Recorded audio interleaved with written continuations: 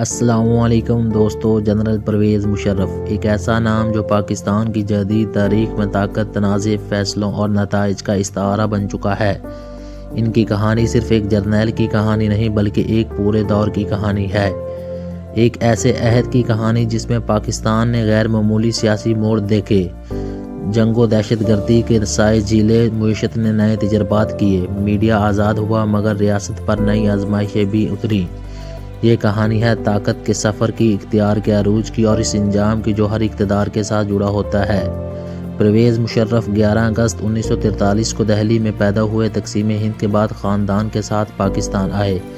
ان کے والد دفتر خارجہ سے وابستہ رہے۔ یوں ابتدائی پرورش ایک تعلیم یافتہ اور ڈسپلنڈ ماحول میں ہوئی۔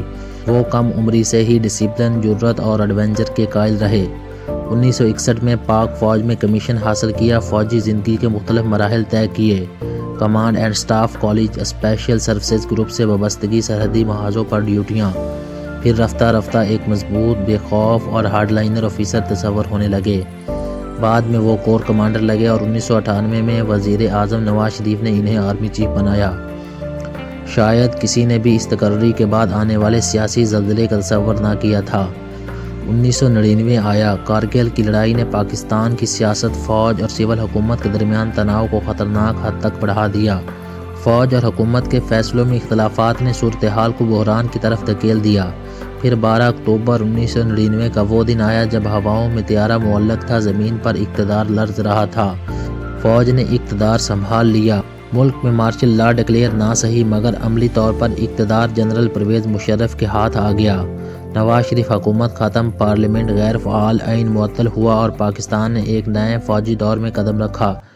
پرویز مشرف نے خود کو چیف ایگزیکٹو قرار دیا، پھر رفتہ رفتہ صدر بنے، ریفرینڈم کیا، اپنی حکمرانی کو سیاسی رنگ دینے کی کوشش کی۔ دنیا بدل رہی تھی لیکن اصل موڑ سن 2001 میں آیا جب 9/11 ہوا۔ امریکہ نے افغانستان پر حملے کی تیاری کی۔ پاکستان امریکی وار آن ٹیرر کا فرنٹ لائن اتحادی بن گیا۔ پرویز مشرف کے ایک فیصلے نے پاکستان کی خارجہ پالیسی، سیکورٹی پالیسی اور معاشرتی فضا کو مکمل بدل کر رکھ دیا۔ دہشت گردی کے خلاف جنگ نے ملک کو آگ، بارود اور خون کے دورانیے میں داخل کر دیا۔ ایک طرف عالمی طاقتوں کی حمایت، مالی امداد، عالمی دنیا میں کردار مضبوط ہوا، دوسری طرف دہشت گردی، خودکش دھماکے، لاشیں، خوف، بدامنی، ریاستی دباؤ اور داخلی تقسیم پیدا ہوئی۔ یہی وہ دور تھا جس نے مشرف کے خلاف جذبات کو بھی بڑھایا اور کچھ طبقات میں انہیں مضبوط عالمی لیڈر کے طور پر بھی پیش کیا۔ ان کے دور میں پاکستانی معیشت نے بھی ایک خاص رفتار پکڑی۔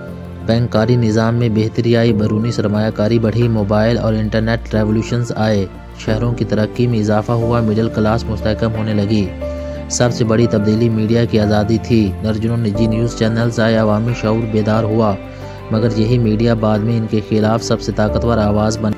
سن 2007 وہ سال تھا جب بحرانوں کا سلسلہ شدت اختیار کر گیا۔ لال مسجد آپریشن، طالبانائزیشن، وکلا تحریک، چیف جسٹس کی برطرفی، سڑکوں پر احتجاج، عوامی رد عمل، میڈیا کی طاقت اور پھر ہنگامی حالت۔